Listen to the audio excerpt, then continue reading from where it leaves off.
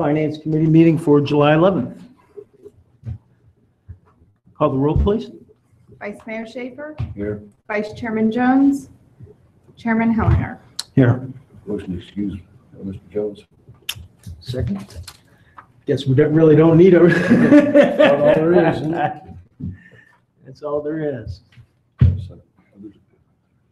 Oh. Oh, yeah. Oh, yeah. Oh.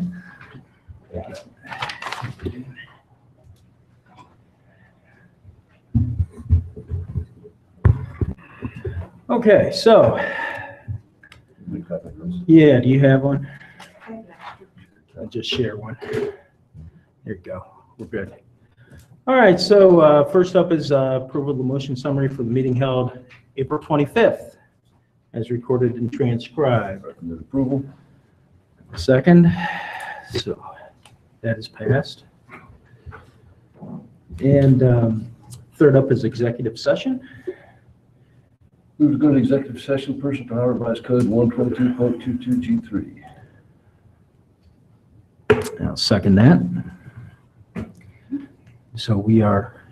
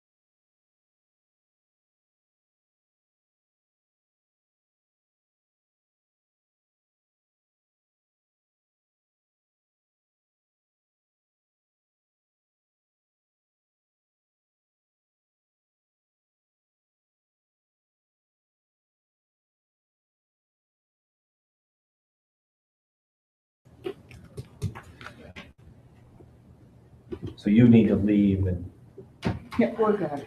okay. Jackie left to grab it. Oh, okay. I didn't want to leave. Yeah, okay. Okay. So we're back from executive session. Yeah, we had, we put this on the agenda, this review of primary revenues. It really is a follow-up to I think I shared with council that we're working on a white paper report just on the city's major revenue sources to get a conversation going about what our major revenue sources are and how that operates. And I spent some time on this, and that's why it's kind of an update where we are with it. I know that we've. Yeah, I can, as I think I shared at a previous finance committee meeting, we were talking about a number of different things, including, the tax levy that we had that didn't pass. And, there's been a number of questions that some council members had about our income tax credit or any number of other different issues. And one of the things I think I've seen as after that tax levy and even subsequent to that, there's just, I think there'd be a benefit to have just a summary about not just major revenues, because we have major revenues are just reimbursements of expenses, but basically the taxes that a resident of Delaware pays and how much of that flows through to the city and how does that compare and one of those things. And I've been working as I get time, putting together a fairly detailed analysis breaking down and basically I'm looking at property taxes, how that works, not just what the rate is here in Delaware, how it works, because I know some people aren't. I know it's kind of informative of sorts, but it kind of explains what are reduction factors, what are rollbacks, what is inside millage, how does that work? Along with that, obviously our city income tax, there'll be some analysis in there, there'll be some comparables and how it works and some metrics. Gasoline taxes, people they pay at a pump, obviously, and some of that flows back into the city, where that source is, how that compares, what that amounts to on an annual basis. Our license fee tax, we do have monies that we otherwise would receive as far as state license fee money, but we also have $10 of permissive license fees, where that's at, how that compares, what that generates on an annual basis. I did include the inheritance tax, even though we don't receive that anymore, but more so to say it wasn't that long ago where it was $400,000 or $500,000 a year that we used to receive through inheritance tax. And then the other is it's the local government fund, but it is the state income tax that flows back into the city. So I've got a summary. I've got most of it pulled together. I'm trying to put in some more comparative data, including specific information about our income tax collections, not what the credit is, what the rate is. I had asked Lori to be here, Lori Johnson, our tax administrator. She's been working on, I think, been doing a really, really good job with trying to access the data we have that we receive. And that seems to be a logical, why wouldn't you? But it's not always so easy to do. We have 18,000 or so more individual tax filers that file each year. The information they put on their tax return, how much of that actually gets entered into our database. If it comes in on a return, other than manually going through 18,000 returns, we don't enter it all into our database. We've been looking over the last couple of years about how we could incorporate and get more data in. One area that we've emphasized over the last 2 years, and we've primarily used some seasonal people to accomplish that, is actually entering W-2s. We'll have employers that will submit at the end of the year. They're required to submit a reconciliation and copies of all the W-2s for their employers. And then we can compare that information to what they withheld and make sure they're withholding the correct amount, which is what we would typically otherwise do.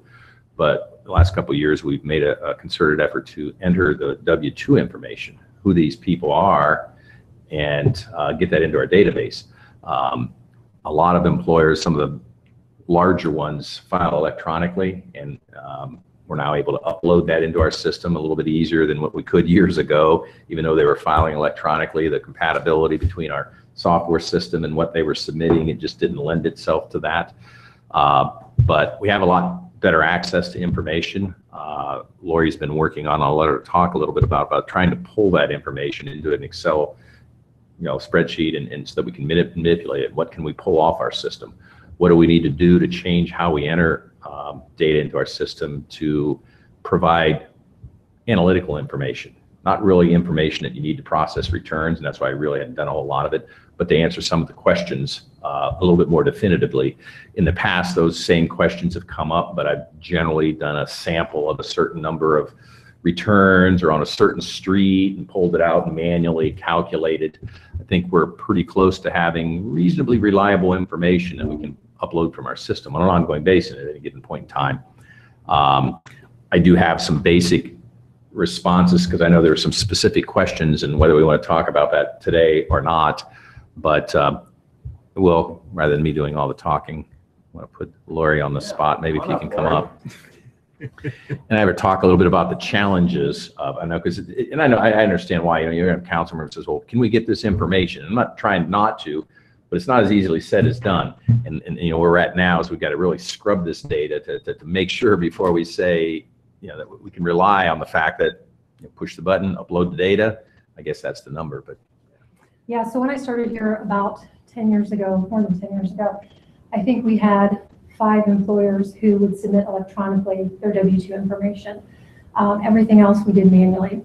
We'd run a tape, we'd total wages, we would total withholding, and we would put those totals into the system. As more employers start giving us electronic information, we can clearly get more information, we can use that information, we can report. And with the, with the big payroll companies now giving us electronic W-2 information, more than half of our employers provide us electronic W-2 information. The biggest employer in the city of Delaware, both in money that we collect and sheer number of employees, still gives us paper W-2 forms. And we're working on that to try to get them to change that. That would be great information to have. But collecting this information is part of it, getting it put into our system in a way that we can then pull the information back out and make it usable is the other part of it. And we are working on that. In 2015, we started utilizing a module that was available to us through our software provider as part of our tax software tool. And it's somewhat new to us. We've had it a couple years, but it's not perfect for us yet. At first, when we would upload W-2 information for employers in prior years, straightforward, they gave us Delaware reporting information, no issue. In 2016, with changes to Ohio Revised Code, House Bill 5, employers started giving us additional city information for those employees. They were also withholding for Delaware. And there's a little bit of a mess that year, if you will. The software company, in trying to transition to keep in compliance with House Bill 5 and still provide us a usable tool, there just was a lot of changes that we didn't quite get implemented as quick as we would like to have, as efficiently as we would like to have. 2017 was definitely better. The data is not quite as good for 2017, only because the employers who were providing paper W-2 forms were still manually having to enter that information in. We didn't have, or we didn't allocate quite the resources this year that we allocated last year for that purpose. But with that being said, I really feel like we are getting some good usable information out of what we've got entered. And hopefully in the next couple of months, we'll be able to look at that more thoroughly and get some reports and be able to give you more specific numbers, and not just from sampling, but from actual employer data. Yeah. Excellent.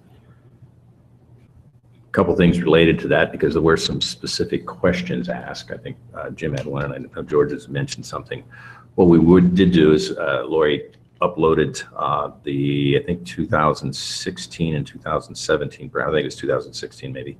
Yeah, 2016 individual returns that were filed, and pulled that out of our database into an Excel spreadsheet. And there were 17,475 returns that at least it uploaded. Of that, the total income that was reported, not that it means anything to anybody, 825,036,904. So average income filed on the return per return was $47,212. Now we can scrub the data and try to make sure it's complete. Analytically, that probably seems reasonable.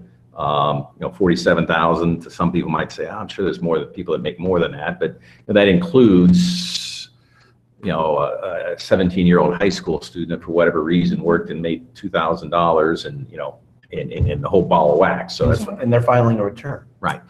These are W-2s that the employer is filing Oh, on their okay. rights. Well, this is actually the individual returns, not the Sorry, withholding. I'm talking about W-2. Right, so there's 17,475 returns, and so it could be any number of different people included in that.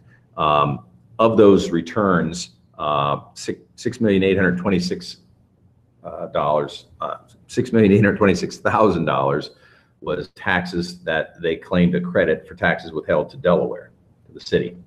Now, whether that was because they worked here or we have what is referred to as courtesy withholding, people that work in Honda in Marysville live in Delaware. Honda withholds Delaware City tax and pays that to us. So when they file their return, they're going to get a credit for taxes paid to Delaware. So it doesn't necessarily mean they live in Delaware and work in Delaware.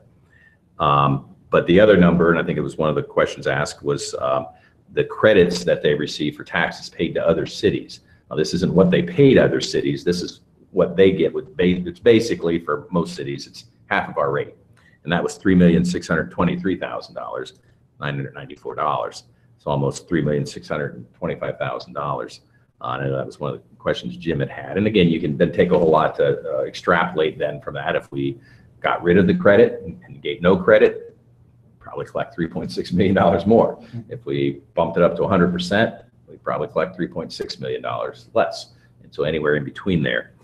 The other question I think that came up was about people that work in Delaware but don't live in Delaware. And that data is probably, we talked with Lori, we kind of got that in the last week or so. It needs to be scrubbed a little bit more. I think the numbers are going to be a little bit higher than this because I don't know if it's all inclusive, but I think it's fairly close. So, Dean, going back to there, that $6.8 million number you started out with, Sure. what does that represent? So I filed a city tax return. I work in the city. My wife's a school teacher. She works in the city. When I file my tax return, I calculate my tax, 1.85%. And since I had City of Delaware tax withheld, both me and my wife, I get a credit for the full amount because it was withheld. So that number represents a credit claim for taxes paid to the City of Delaware. Okay. My son, when he lives here, he works in Westerville. When he files his return, he works at Otterbein. Well, he has a credit because taxes withheld at 2% for the city of Westerville. He gets a credit against his Delaware tax for half of our rate, 0.0925. He also, because they will withhold Delaware tax for the difference instead of him having to pay estimated taxes, so he takes a credit for taxes that were paid directly because Otterbein sends it to our tax office. It shows up as a withholding amount. They do a courtesy withholding. So the 6.8 represents taxes paid directly to the Delaware City. Yeah. The 3.6 is taxes credit that they get for taxes paid to other cities, and we give them credit. So, Okay. again, the other issue is with the withholding and people, and this is less reliable, so I wouldn't be willing at this point yet to bank on it. But I think for 2017, what was uploaded into the Excel was 23,877 W-2s. Again, we have employers that have multiple employees, obviously. The total income amount was $421,779,000. The average W-2 was $17,664, which seems a little bit low, but again, that's why, you have places, Kroger's, the restaurants, they might have 250 W-2s, and there's a part-time, seasonal, or whatever else people, and they only make a couple $1,000s, so it might not be too bad, but we want to work a little bit more on that. Total Delaware tax was $7,681,000. I thought I wrote down, maybe I didn't. We were able to, I think, determine as best we could with the W-2s that we entered and what was uploaded, whether that, the address of the people, because I think that was the gist of the question. People working here but don't live here. And I'm not quite ready to say where, because we've got some preliminary information, but again, that's scrubbing because you're somewhat dependent on, they could have a Delaware address and not live in the city. that there's just a lot of those. So it needs to be gone over and make sure that it truly represents people, because it may pick up somebody, we were talking about, we have an employee that works at our water plant that has an issue with his holiday pay, Dan Tyson, but he lives just outside the city, on whatever, Cheshire or whatever. Doesn't live in the city, but he clearly has a Delaware address, 43015. Now, is it picking up and is it going to show that as a Delaware resident or not? Those are the things we need to scrub a little bit, but we're pretty close to having that sort of information. Preliminarily, what it's telling me is that the tax withheld for non-residents by Delaware employers was $7,681,000 in 2017. Does that seem logical? How do you compare that to? The other thing is to look at that. What does that represent?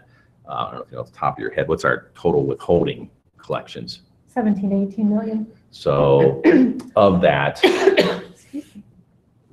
does it seem logical? And what I want to be able to do is not just give raw data, but to step back and look at it analytically and say, here's how this fits in. Now, that's the full 1.85%. So what might that mean in number of employees, so to speak? I hope to be able to back into and say, well, if the average W-2 is 17,664, blah, blah, blah, blah, roughly how many people work in Delaware that don't live in Delaware? So we need to fine tune it a little bit, but I think we're not too far away. We'll be able to have some reasonably reliable data, I think, to assist whatever discussion comes about from that. And as far as the looking at just the general, what are the taxes? Again, the intent is to hopefully get people to understand. And again, there'll be some comparisons that I have included in that. One of the things that we talked to Thomas, I think might be something worthwhile to even share with the comprehensive plan committee a little bit up front to get a pretty good perspective of how and what and when and why a little bit. But we'll keep working at that, plugging that away, and get that to the finance committee here soon. Okay. Yeah, the credit issue comes up from time to time, and I know we heard a lot of that during the levy campaign, especially in the southeast part of the city, where predominantly folks, our residents who live in the southeast are working outside of the city, and that with the combination of the new community authority district that they're in caused them to have second thoughts about a tax increase. And that just made it more challenging. It's not to say that we didn't get support in that area of the city. It just made it harder. And if you take a look at the number of communities that provide 100% credit, the closer you are to the city of Columbus, the greater the likelihood that you've got that 100%. As you start moving out, Marysville, Marion, Delaware, Lancaster, what? Powell. Powell's, yeah, that's a. But they have a reduced credit. Yeah, but they're recommending increasing it actually. Their credit? With their recommendation in their hiking their income tax from 3/4 to 1.15, now 1.25 to 1.15. Take a look at that report. They're also recommending they increase their credit from 1/4 to 0.5. But again, my point is that those communities that have, the tax base is a little different between us. Obviously, we all know this, Hilliard and Dublin, than it is in Delaware. So it's interesting. That's why the last time this came up, the conversation came up with council at a retreat several years ago. It's you could get as many people lining up on this side of the issue saying it's got to be 0, and as many people saying it's going to be 100, and you kind of met in the middle. This is kind of, let's compromise, and we're at 50 now. Can we move off that? Sure. And I know that that's a policy discussion, but $3.6 million is what we're crediting right now. And obviously it's 100% credit. Where do we get $3.6 million? And what happens if you obviously eliminate it? Now you've got the, what is a resident, what's the impact on a resident?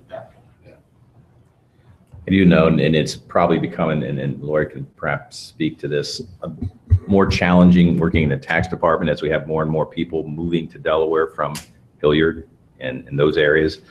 They always got 100% credit. They question, they debate. And again, I don't know, yeah, I'm sure it comes up on, I know I get the calls every once in a while too, trying to explain the why and the why not. Generally, I'll tell them, you made an economic decision. Rather than build a new house in Dublin that would have cost you $380,000, you built one up here for $275,000.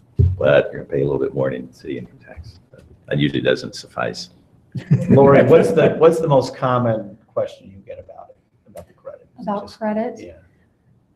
Why don't we give full credit? Does Columbus keep that money? Don't they give that money to That's you? part of it, yeah. Yeah, I Don't think you a get lot of that people, money? they think that those monies are given back to us by Columbus or whatever city they're working in, and that's not true. And once you educate them and they understand, they're okay. They're more accepting of what the situation is. Okay. I don't know if you had anything else related to that. I know Jim, I don't know if Jim, did you have any? Jim had.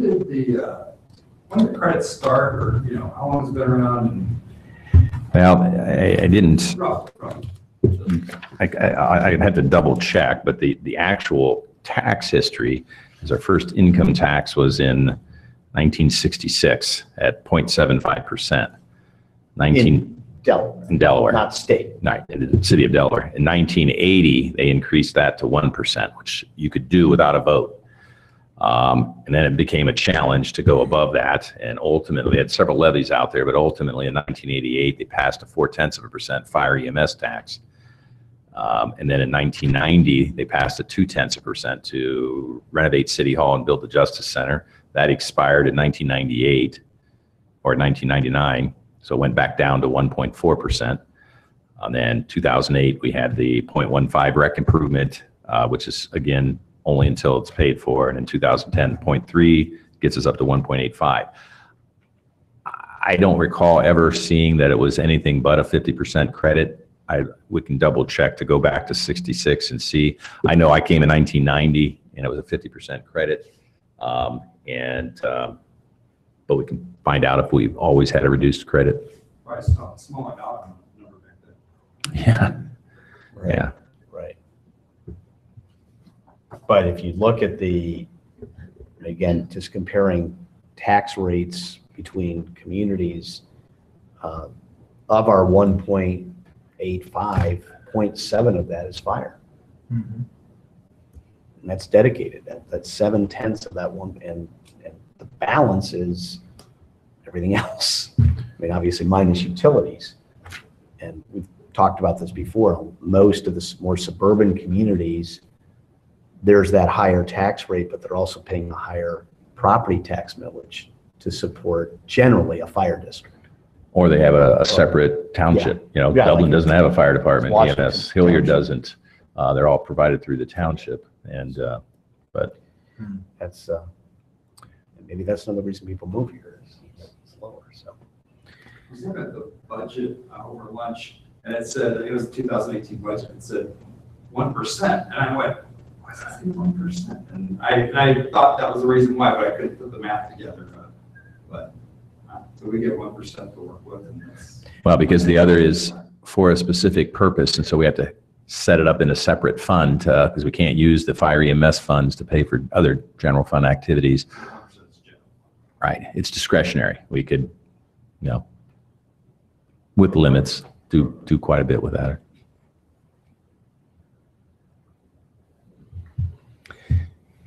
Any other?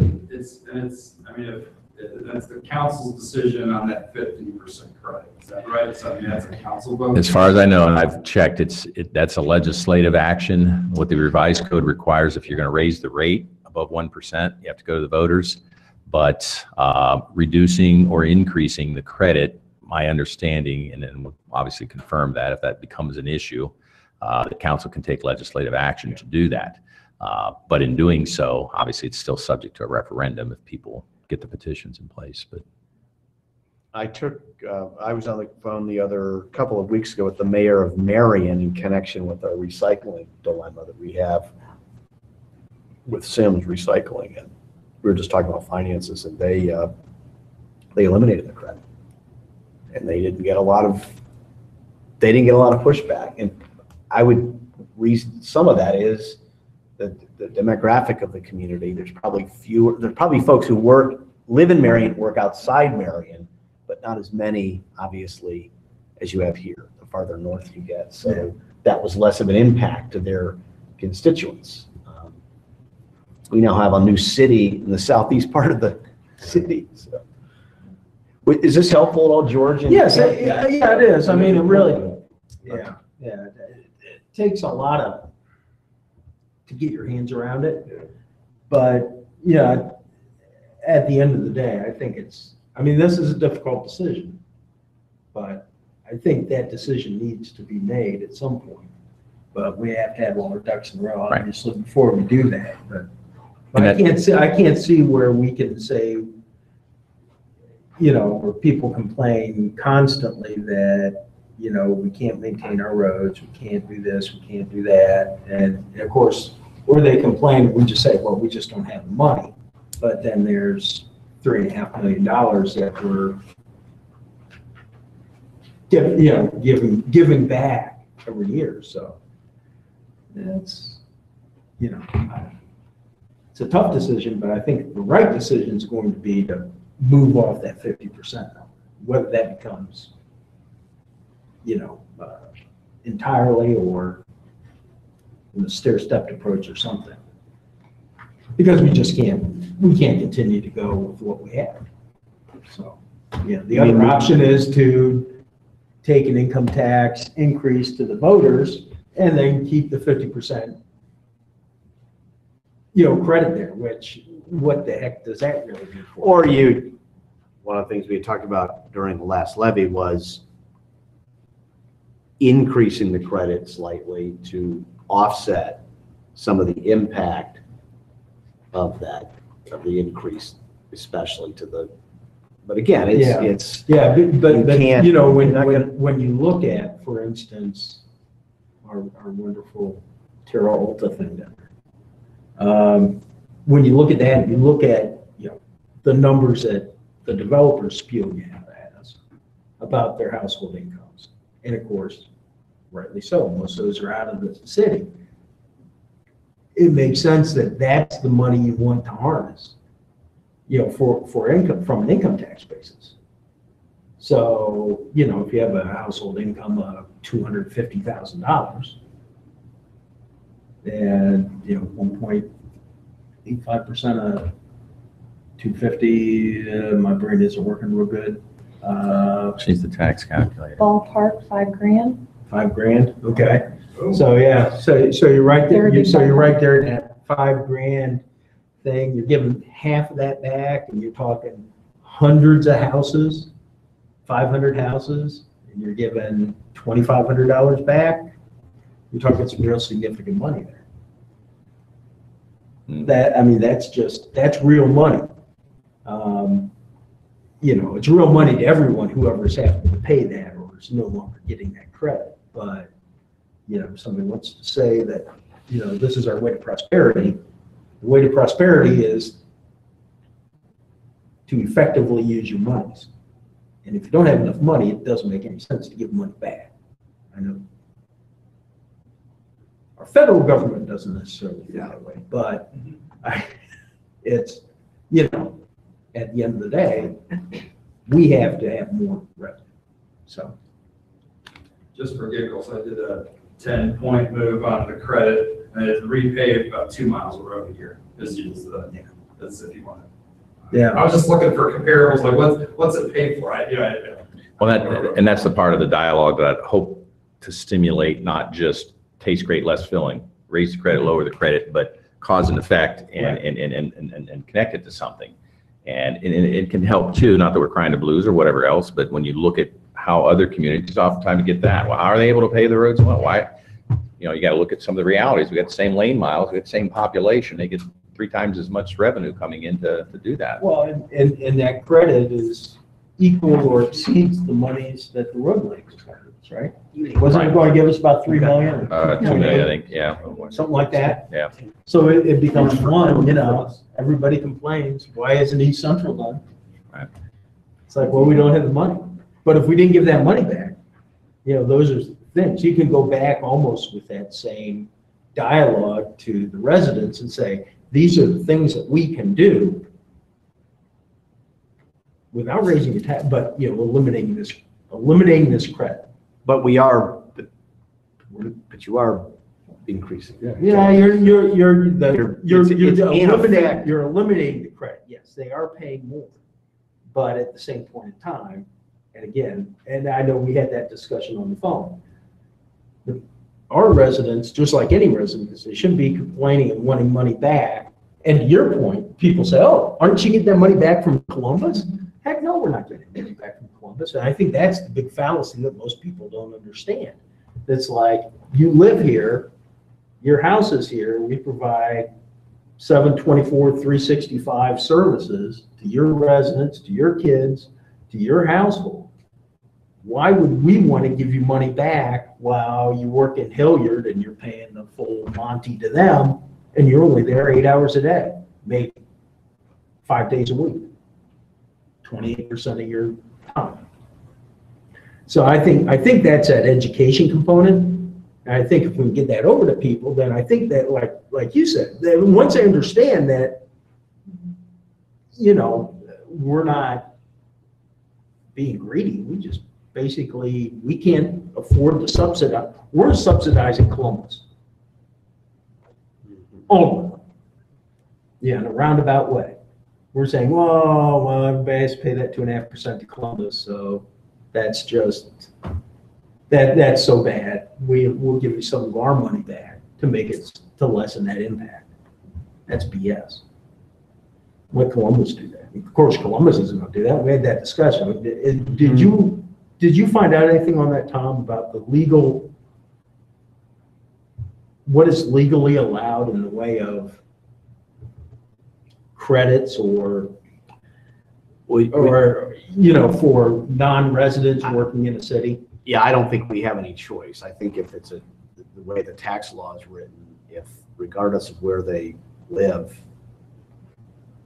if they're working in the city. Right. It's an earnings tax based on your place of employment. Yeah. And secondarily to that, if you work in a city or township that doesn't have a tax, you have a secondary obligation to where you live.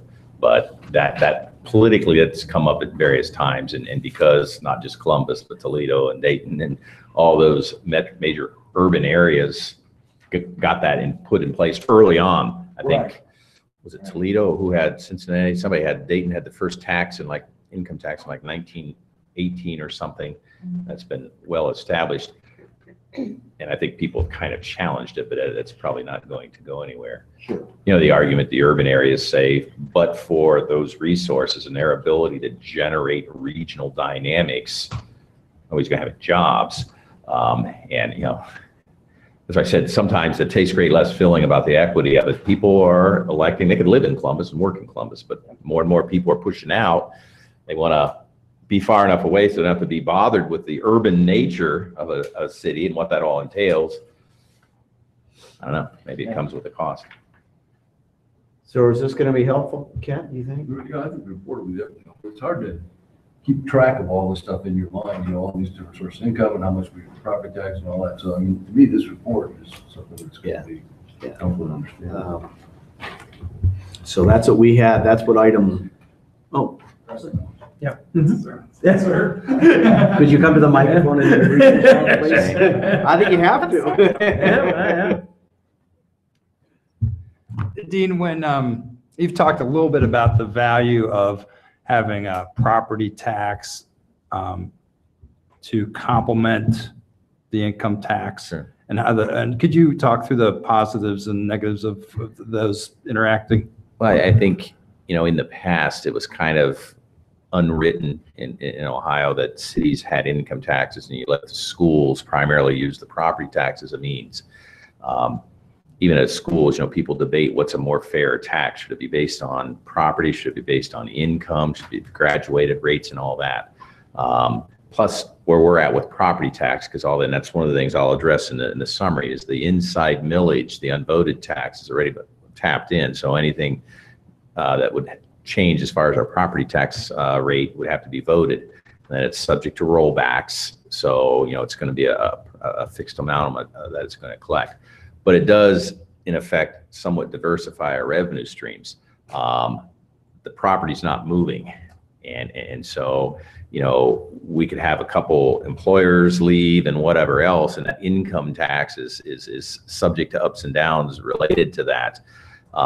It does kind of bring into a hybrid type of thing where these properties are clearly here. It's less of a, that issue about people that work in Columbus. They are paying incrementally more in total city income tax, and even if they're only paying half of our rate. But that issue is less prevalent if it's property tax, because if they live here, it's not a matter of a reduced income credit. It's property tax.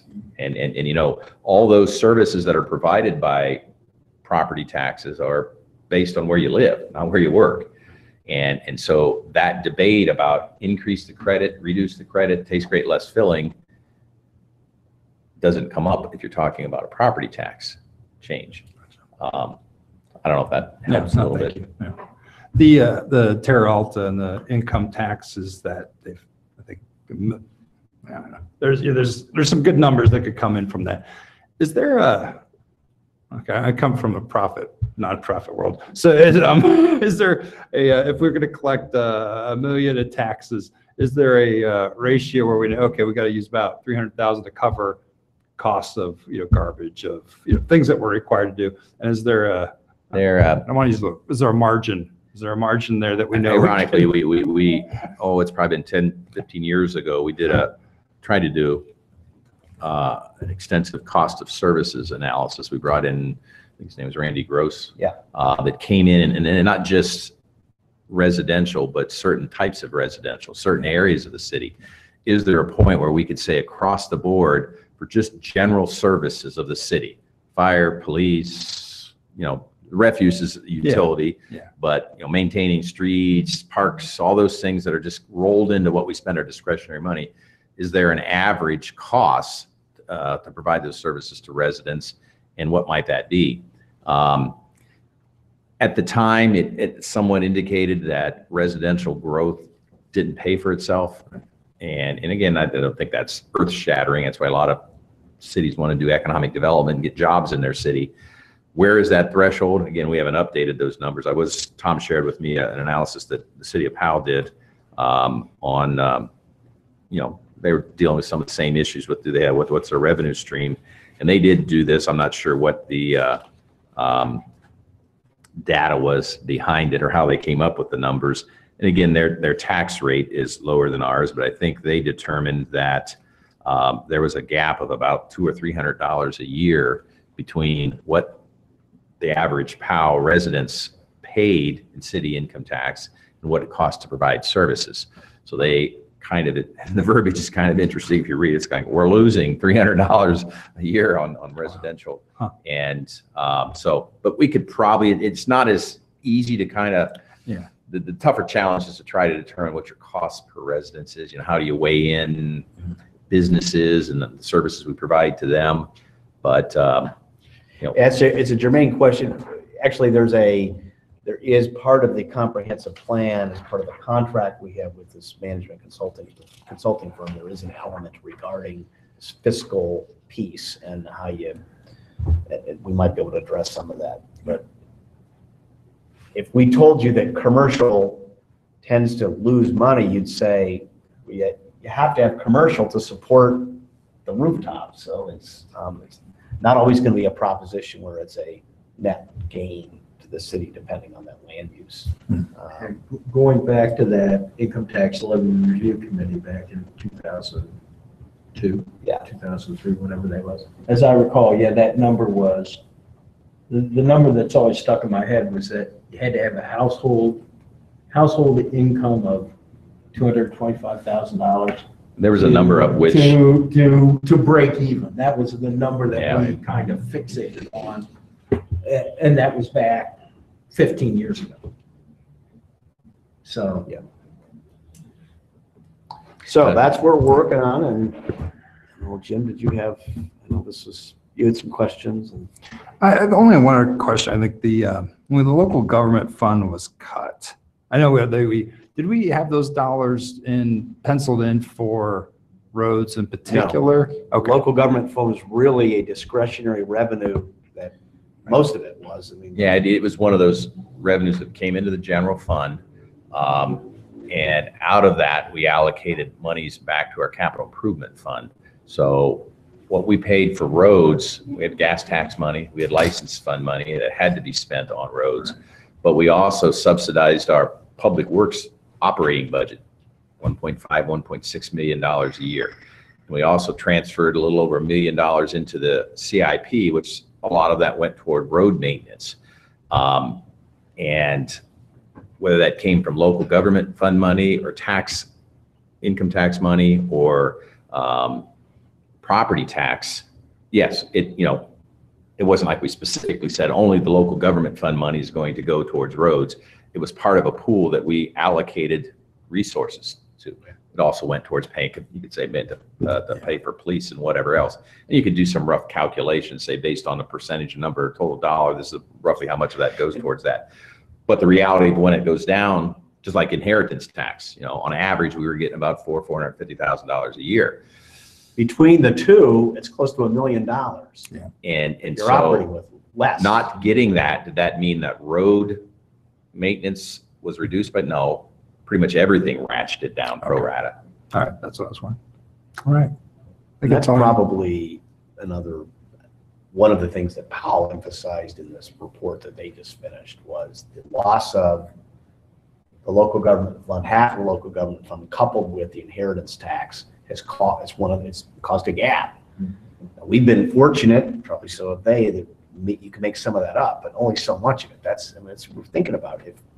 If Governor Kasich said tomorrow in the legislature, we're restoring the local government fund, the 50% we cut, and we're going to fully fund the program, that would make a substantial improvement in our revenue picture, causing us to probably rethink the amount that we would have to adjust the credit or increase the income tax or whatever it is. Yeah. But alas, that's not the situation. Yeah. At least, but there was a debate, not a debate yesterday, there was a candidate forum for the two gubernatorial candidates. And one of the, I think it was Cordray, actually came out and said he, as governor, would restore that, because I think they hear it from local governments, counties, because it wasn't just cities, it was across the board now. Great. Anyway, so Well, thank you, and I appreciate thanks for getting the conversation going. Councilman Hellinger's full Monty remark. So. You can stick around. Yeah, So I'm good. Come up here. You don't need to be. Yeah. That doesn't matter. I'm audience today. I'm audience. Oh, okay. Feel a Another- little more. Somewhat related, but quick comment. Just to make you aware, we're dealing with some staff turnover in our tax department. We have 2 vacancies. We're in the process of recruiting. And I think, as I mentioned a little bit earlier, I think, Lori's been the tax administrator since October.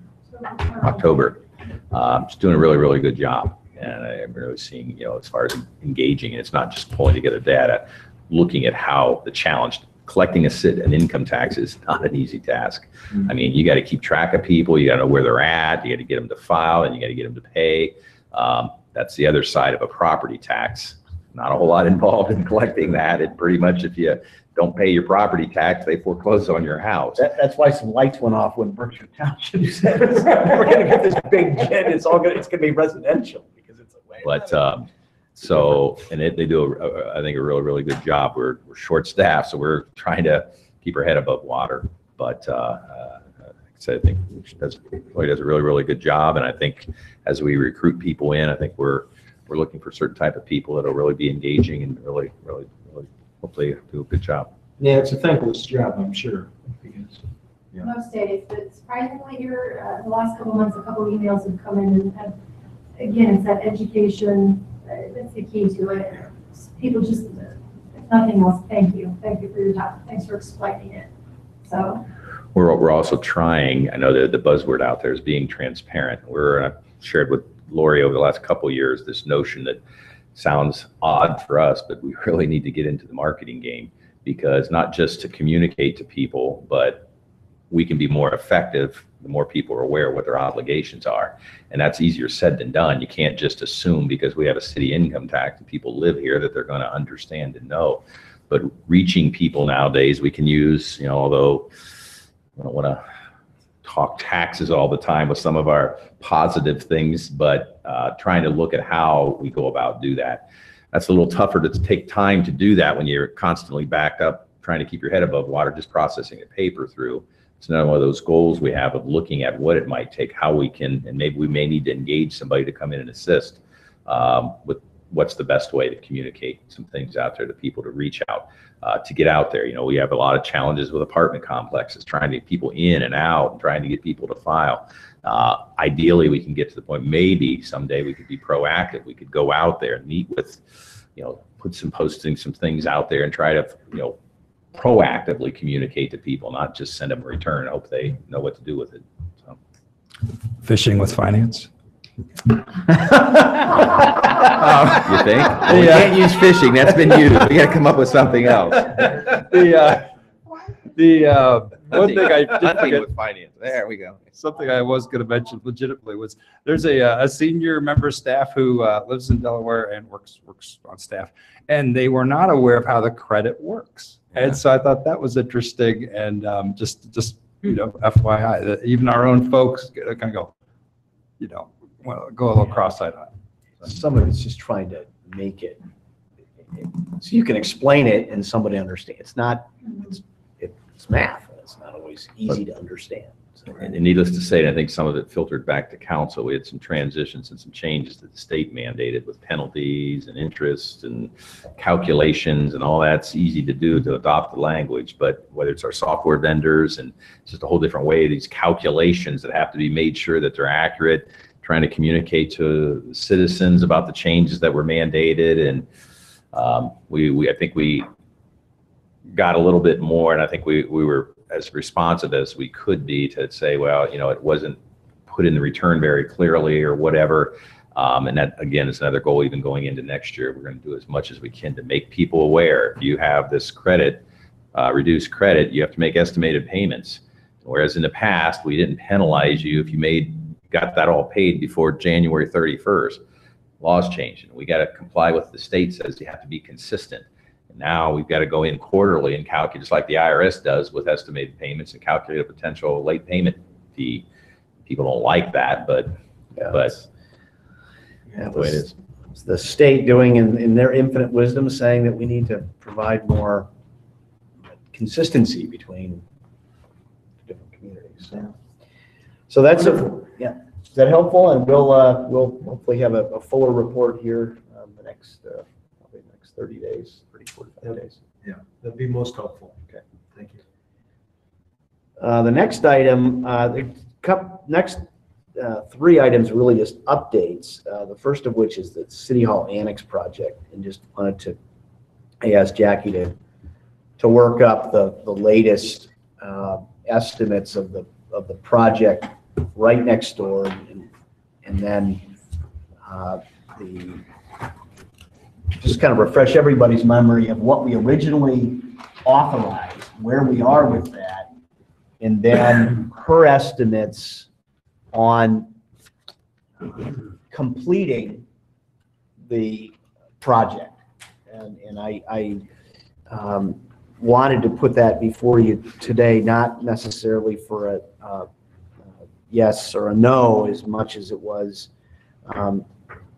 giving you a pic, let you know where the picture is right now, and then talking to you about some of the trade-offs of fully completing that project versus that money perhaps being spent somewhere else. And we've touched on that before. So Jackie, if you want to just kind of review Sure, thank you, Tom. the project and where we are.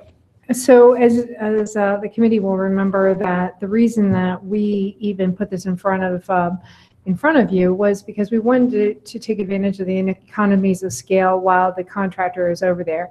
We are in a very interesting situation right now. If any of you have tried to get any construction done in the last 6 months, you will not even get a contractor to show up.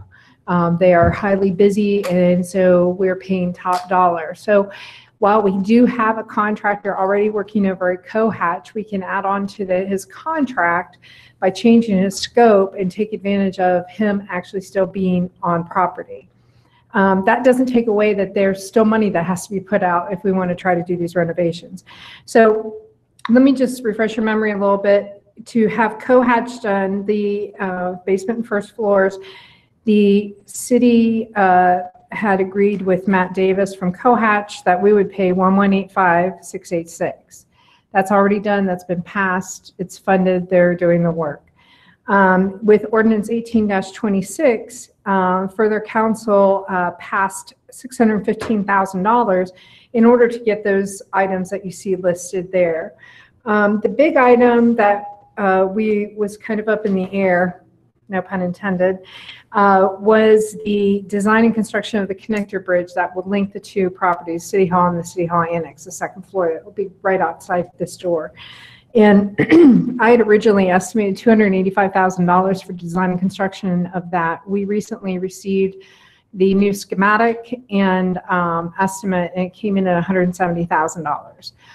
That's good, because we had talked at our last meeting about the 3 poles that are sitting in this alley, and wonderful AEP telling us that we get to foot the bill to move all of that electric, understanding that one of the poles is carrying the electric for the buildings across the block.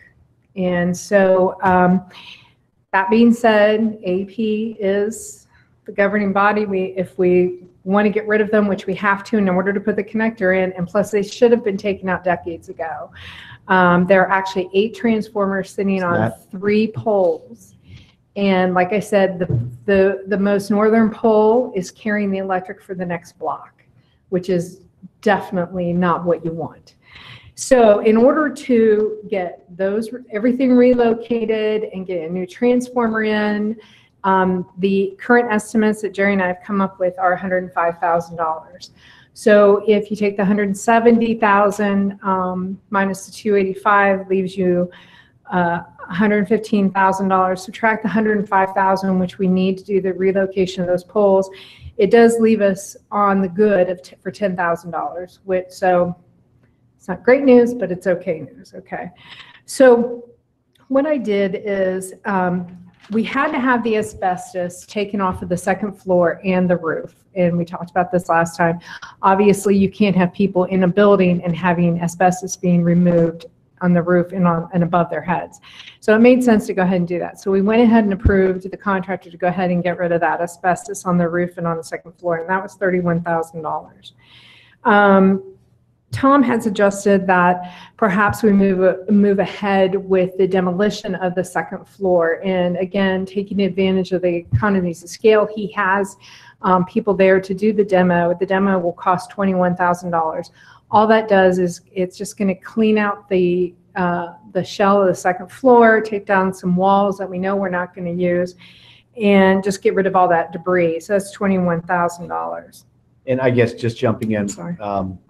If the demolition has to be done one way or the other, if we do it now, we avoid a lot of issues. If Cohatch moves in Right. and we decide we're Now going to we're do gonna it do in demo. January of next year, so for $21,000, let's get it done now. Even if we weren't to advance the entire project, that is one of those things that makes sense. Just you see that was included in that 185. Sure. So when I initially, and I apologize, this is probably one of the more, in 26 years, more confusing projects I've ever worked on.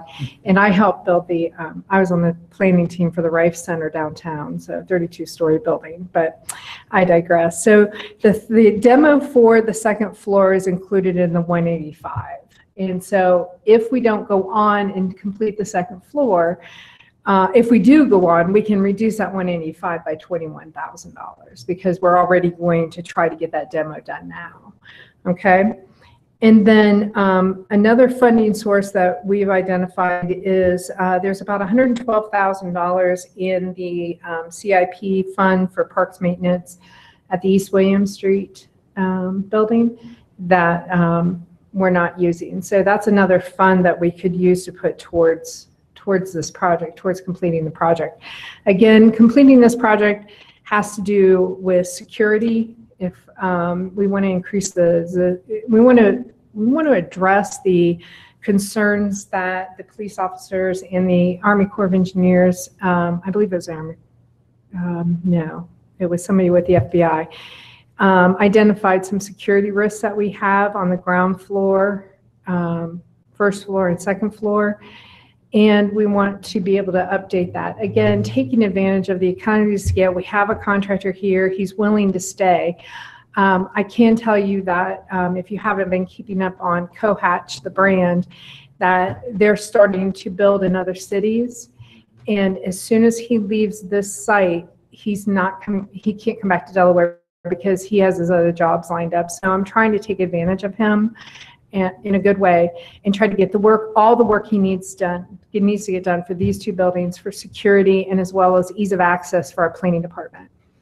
So that's where we are. Tom, is there anything else you wanted me to touch on? No, it really, I appreciate the update, and obviously it's moving. There's a lot of pieces to this thing, but I think ultimately we're at a point where we always are with capital projects and limited resources is what's the best use of those limited resources. Obviously, we want to take advantage of some of the economies of scale that we get with having a contractor on board, but I think at some point we need to evaluate. We had a meeting with Jackie and I met a few weeks ago with George about this, just in his capacity as Finance Committee Chair, to talk about this project as well as the Cohatch project as well as the expansion of City Hall, the additional office space. And he pointed out, what are we doing with the engineering building, the old engineering building? And so that started a discussion about, well, it makes sense. We need to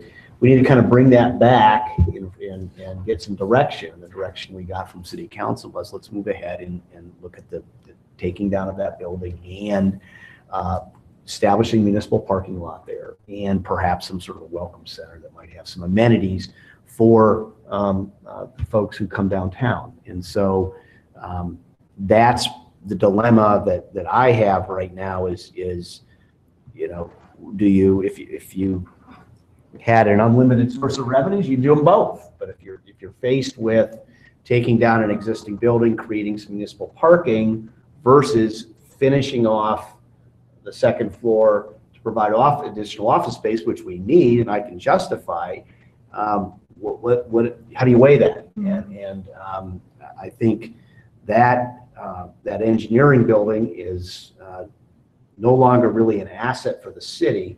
It was at one time. We were using it. It made sense. We were able to consolidate those offices with Public Works, and that's been a real plus. But now it's just sitting there, and we went before the Historic Preservation Commission back in September, floated the idea of taking it down. There was a lot of concern about that. We revisited that. We've done an appraisal of it, and I think it concluded there's no feasible alternative for us at this point, in our opinion, than to remove it. And I know, Ken, What was our demo cost on that? it's about 45. I thought it was around 45,000, and then Tom, I thought that Bill had given you an estimate to put the parking in around 150. Is Yeah, that right? I mean, it almost comes out to about the same as it would to finish off that second floor. Not Right. totally apples to apples, but Right. it's really weighing those two things and what's going to be more obviously add more value right now. Parking is a With Planet, whatever it's called, coming in, I think. Planet Oasis. Yeah, I mean, parking's going to be even more critical for our downtown businesses. But that's just a piece of it. So Jackie, I had a question on the Sure. capital improvement fund. How can what allows us to use these funds for City Hall? That's a very good question. We had an allocation associated with the relocation of the parks over to Okay, the Public Works so we building didn't spend, that we didn't spend. but how can we? Well, it would have to be, you'd have to reappropriate it. Oh, okay, You'd have to okay. probably reappropriate it. But it was a capital. I don't recall, was this out of the CIP think it or was the Park CIP. Improvement Fund or a refuse fund or? It was where Park Improvement Fund. Do you have that? Yeah, I've got it. It's a park improvement. It's, Well, no, found it. Parks Maintenance Fund, Dean. I'm sorry, not park improvement. Parks maintenance, yeah, $138,000, of which some of that has been. Which fund? Parks, Maintenance. actually in the CIP. Right. Parks maintenance. Yeah. Building, East William Street, the improvements we did over there. Yeah. And again, we'd go back and revisit that and see, I know there were some other elements to that involved. So it'd have to be, but I guess, so that's it's kind of a dilemma and. Yeah, What but, do you do you know, we look at this figure of 451,000, but really, there's 157,000 we're gonna have to spend anyway to take the poles out, to take the asbestos out. Yeah. Right. There, but I mean, so we're really not looking at 450, we're really looking at another 300, give or take. Mhm. See what I'm saying? Yep. Because we're gonna have to take the poles out and do the asbestos, whether we do anything else or not. Exactly.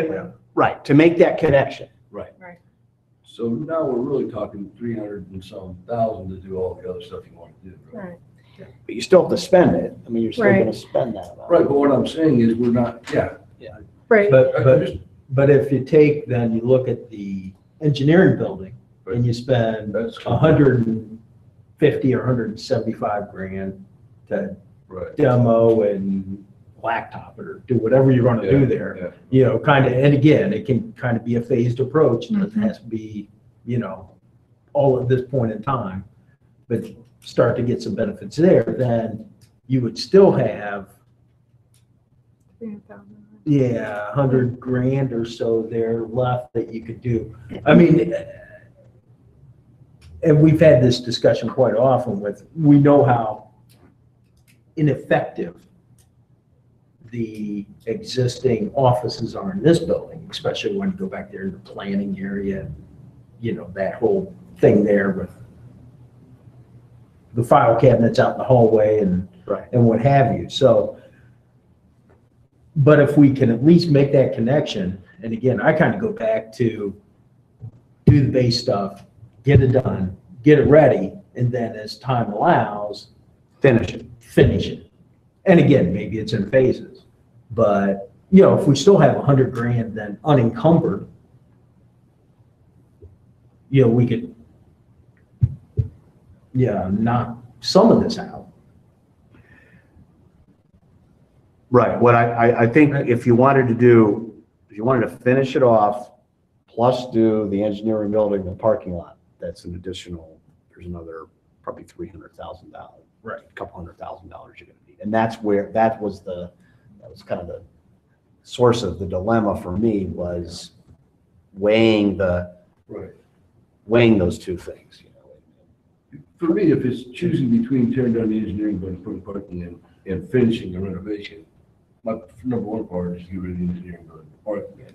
But my question is, if we look at this realistically, and we look at our capital improvement fund, is there a way that we can do it all? Because in terms of the cost of finishing the second floor, it's gonna cost us more down the road. Absolutely. So given that finishing the second floor or putting more parking in, I'm gonna vote for putting more parking in, but is it possible? Well, right, yeah, and that's Is it realistic to look at capital improvement and say, okay, if we move some money around and make this a priority, maybe we can get that, maybe we can do it all. You know? Yeah, the question is, then what do we leave on the floor? Right, We're not yeah, gonna- and I don't know, because I haven't looked at the capital. Yeah. I had had this discussion many months ago with Tom, you know, in the bigger scheme of things, we're not talking large dollar amounts. We're going to have to do a borrowing to cover the Cohatch portion. And, you know, there's ways of spreading that cost over multiple years. question you ask yourself, and again, the phasing can work, but as Jackie says, especially in today's environment, you incrementally are increasing your cost. And we could do and complete it, be done with it, not just the second floor over there, but I think, which I personally think is important, making sure City Hall isn't a security problem, which it is. Be done with it and say, we're pretty much where we need to be. We don't really have to worry about facility issues and having it come back up through budgets, through CIP planning. We can do it in such a way that, again, I would perhaps add it to the borrowing and say it's going to, I don't know, just at some point I throw a number out there and say incrementally it's going to cost us an extra $10,000, $15,000 a year to service that debt, and how and where that plays out. I could, if you would like, because again, we talked about it, there's a lot of issues that are pending out there with the city. The challenge of prioritizing, let alone a parking lot or, streets or whatever else. Fundamentally, it's coming from the same sources, but ultimately you got to look big picture and say where, when, why, and how. But I can do some analysis that way in short order and say, if we were to do this with the intent of, completing, in our conservative, That's what your point was, complete the whole thing. but including in our the conservative way, not going out and putting but what we talked about, including the parking lot over there and maybe having a little, whether it be restrooms, if we can get them in out there or whatever was talked about in the past. I could do that, and we'd use some. I think the numbers aren't so big that they're going to be way out of whack if things change dramatically. And I could kind of show you what that would look like from a capital planning standpoint. And if you're interested in that, we can present that. Okay. Yeah, that's. Our open rules do it all, right? Yeah, I think that was George's point was, if you look at it as a campus, and I think everybody has been saying this, but if there's a way financially to do it, and it's not going to, it's manageable, then yeah.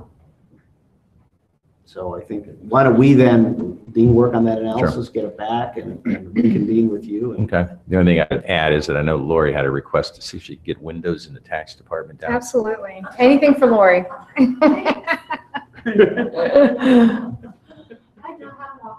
No, that's right. You don't care anymore.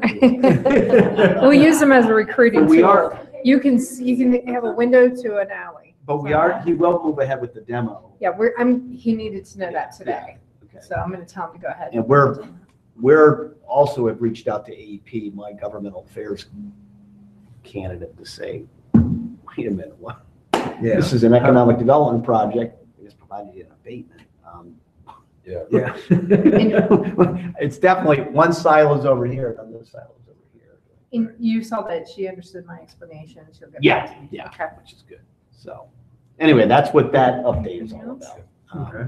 The next is really the hotel projects, plural. In addition to the Wesleyan Inn project, which is tracking along, and council will consider that at its next meeting.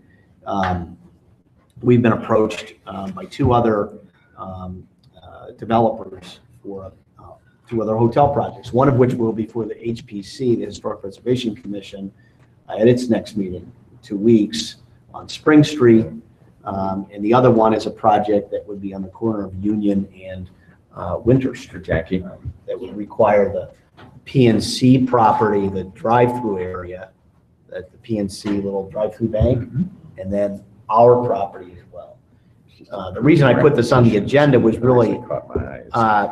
not so much to get into a detailed discussion of the finances of the two projects, but just to let you know that each of those projects is going to have a partnership component with the city, and that we want to be, I think, having a hotel or hotels in the downtown is a positive for the city, and therefore, if we can do it in a way that we're partnering, and again, it's manageable financially for us, I think it makes sense. One of the projects, the one by the Justice Center, has the potential to provide municipal parking in the form of a garage. If that can work financially again, and we're able to come up with a financing that gives us additional parking, takes care of the surface parking that's over there now, because we have all that surface parking, but we end up with 100 extra spaces for the downtown, you've addressed one of the comments you frequently hear, and that's the city has to build a garage. City needs to build a garage. Well, just building a garage on our own is an expensive proposition. If you're able to do it possibly as part of a project, it might work. And that's what we got to look at those numbers. So we've been talking to the county, Sean has, and the County Finance Authority and Bob Lamb about that. But 3 years ago, we've been talking about a hotel with the university, and now we're at a point where we not only have the project on West William Street, we're also potentially looking at 2 other projects and possibly another one. But anyway, Sean has been at this from an ED standpoint for a while, and if you want to add anything to that. Thanks, Tom. I think that was an accurate summary. As Tom said, these are incredibly challenging projects being in a historic downtown area for a lot of reasons. You have the whole infrastructure component, but you also have, fortunately, a thriving downtown where the costs of land are substantial now. As any of you who are friends with building owners know, that the acquisition costs down here have skyrocketed. So one of the projects, it's an issue with the pro forma of the project gets flipped because they're paying way too much for land than they normally would in a downtown like this. And then the other one is more of an infrastructure issue where they might have a special arrangement to get a better price on the land and allow that bank to continue to thrive in that location. But in order to locate there, they're going to have to do something of the nature of a parking garage to meet our requirements to be successful there, through the planning process. So, but I think both projects offer us the opportunity to leverage each one differently for the benefit of the city. And that's what I think we're really looking at right now. They're obviously both looking for incentives from us, but how can we leverage them to come out with a win for us to get something we desperately need for our downtown? And I don't think we're in a position right now where we're picking and choosing winners. We're working both projects like we normally would. I don't think both of them can happen, quite honestly. I think it'll be one or the other, but really what it comes down to is I think we have to be open-minded right now and use the tools available to us to ensure the success of one or the other, and hopefully not have both of them disappear. Or potentially both. I mean, either. There's a chance. I mean, It's got one of the market analysis. Yeah, that. Big hotels. That's a good question. And I know as we start moving through processes with them, they are both, they're financial institutions and their financial partners are going to require that of them. So I think, a savvy business person is going to be saying, well, if I'm going to go into that process of trying to figure out whether this will work here, I need to look to make sure, will it work with another one? And now with the Manos Hotel possibly happening on William, and another project that came to light this week, which is, we also have to look at those as very distinctly different hotel projects. The Manos project is this type of hotel. These are this type of hotel, and the other one is this type of hotel. So I think the other thing that has come up in these meetings with the developers is that the market has changed somewhat, so that there is more interest in hotel developers in downtown areas. Mm-hmm. Just because having the hotel in an interchange is a lot different than having a hotel in a downtown, where there's more of an experience, and they're looking at their demographic and looking at who's checking in, how are the business travelers traveling, where do they want to stay? Do they want to stay at 71? And that's a lot different than staying in the downtown, where you have restaurants and things to do and whatnot, and a university nearby. So there's a lot of leakage that goes from potentially people who want to stay here who are out at 71, and so this would hope to address that. What we've discovered is the hotel developers themselves hate putting restaurants in their facilities because those are actually their losses. Yeah. So with what Tom said, putting it here instead of out at the interchange affords them to be able to use the resources we've already spent a lot of time and effort putting here, and that's the restaurants, bars, microbreweries, so on and so forth, while maximizing their space on a smaller footprint. Well, and that's what, I sent that email to Darren and copied you on that yesterday, Tom. My Yeah. question with regards to the Manos property, because, going into that was land in discussion. It's been in the back of my mind. And I talked to Manos afterwards. He approached me and I don't pull any punches. It's like, well, my issue with that is I don't know what the market surveys say, what the capacity is for this. And, my question is, and I don't know the exact sizes of these proposed. 118, Okay, so. 114. Yeah, so just slightly over 100. But now you have, those are dictated on, that's the capacity that they need, I guess, probably to be useful. So if Manos goes out here and puts out 40X unit, property out there, now does that mean, do both those, either one of those projects, they remain viable still because now you have that much more capacity in your downtown? And that's come up in these conversations, and I don't think either of the franchised projects view that project as they're not seen as a competitive Right. set. They're almost seen his project. I hate to say this because I'm on camera. They almost see it as a bed and breakfast. It's a very boutique product that, honestly, $150 a night rooms. It's a very specialty product. Whereas they're in the, the 120 per night area, and they're flags.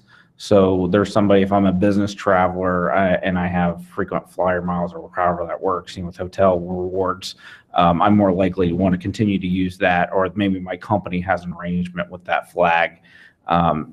So yeah, very, very, very different products. So they're really not even acknowledging the other. Okay. So their intent is it's a non-issue. Yeah, I was very honest when that happened, when that came to light, and Planning Commission actually passed, the recommendation to council. I said, hey, this just happened. I want you to know this. And they said, yeah, don't worry about that. We're not. It wasn't a concern to them. Didn't play into their capacity or their financial pictures at all. I think it's, part of the market survey is you've got two branded products that are interested. These are experienced, successful developers of hotels. They're spending, have spent money.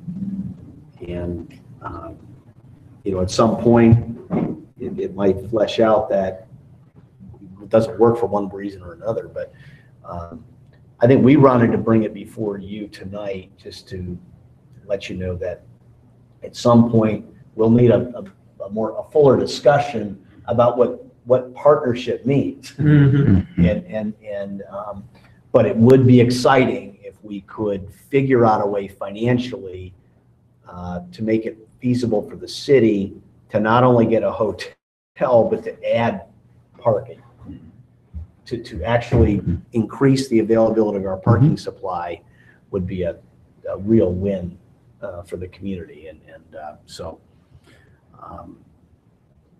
That's going to require something by the city. And interestingly, Dean and I've had this discussion. When we did Streetscape, we spent close to, I don't know if it was $5 million. There was no return per se, except if you look at the downtown today, you would say that was probably a pretty good investment. But we spent $5 million. We're still paying debt service on that, and we got some investment in the assessments. community. But that, again, that's really, I think, one of those things we'll be facing with one of the, or perhaps both hotel projects, is what kind of commitment we want. I'm not saying $5 million, I'm saying some sort of commitment. So anyway, that's that. The other item was just the budget. We're working on the CIP. We're hoping to wrap that up early part of August. It's due to City Council on the 15th, but it's no surprise that we're up against the usual requests for projects in limited dollars, but that's really what why I put that on there. And then the 2019 budget, I don't know, Dean, do you want to mention the pay periods? And yeah, we will have 29 or 27 pay periods in 2019 because we pay every 2 weeks. That cycle occurs about every 8 years.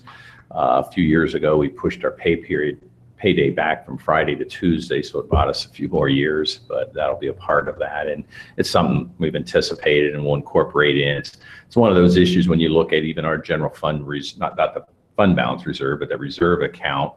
We'll look at that dynamic and we have flexibility to spread that over a couple of years because it's not like we're paying more people. It's just that there's an extra pay period in 2019. And we do have that stabilization reserve that we put in place for those. That would be one of the uses for that. So that would be something we'll spend a little more time with you on. So Excellent. Anything else on that? The only other thing somewhat related, and I know, Tom, we haven't followed up with, two of the projects we had planned to do in 2018, I think we're still hoping to. I know Bruce was software changes, police department, and then our whole finance application package. Kind of got backed up a month or two with some transitional issues in our department, but I still hope to get that out there and go through that selection process. One element of it is I think I may reach out just because of the complexities and whether we end up with cloud computing or whatever else, and bringing in some consulting assistance to make it move forward a little more seamlessly. But that had some implications from a CIP standpoint. I'd been looking at that too, at how to fund that over a period of time, and may come back at some point here because I know Bruce, his is a little bit more straightforward. He's just upgrading with his current vendor, so he's got a pretty much known amount, and it's $400 and some thousand. Originally, we had looked at kind of spreading that over a couple years, depending on what comes up with with our software acquisition and how those cost figures come in. It may come back to council to look at adjusting in one way, shape, or form. So, but again, we hope to move forward with those. Do you have anything else, Tom? no. Anything to think of? All right. In that case, next meeting date. Well, probably a couple of weeks, because if we'd like to get this Yeah, I'd resolved say- over here. Okay. What is it? July? Yeah, sometime. I know you're going to be gone. I'm going the first week in August. Yeah. So perhaps the end of July. I don't know what you guys have.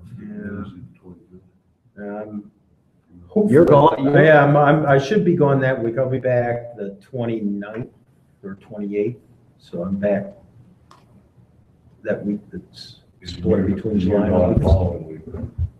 Yeah, the 30th. Did you say you're gone the 30th? No, I'm back then. I'm back on that Sunday, whatever that Sunday is. That's a 5th Monday, right? July 30th is Monday. Is that, Yeah, I'm back all does that day. give you the time, Gene?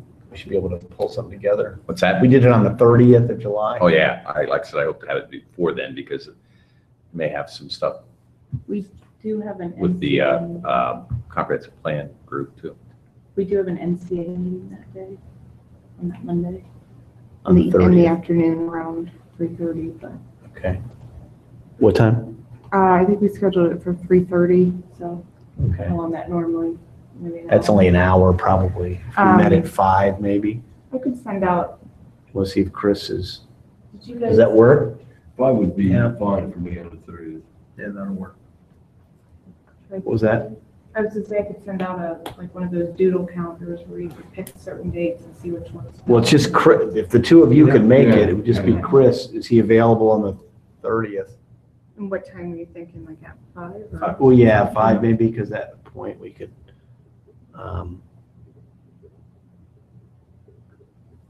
that would work. I was going to put it on the calendar and Chris can. Yeah. Decide something different. Well, even if Chris couldn't, it would be, No, it's still- yeah. Yeah.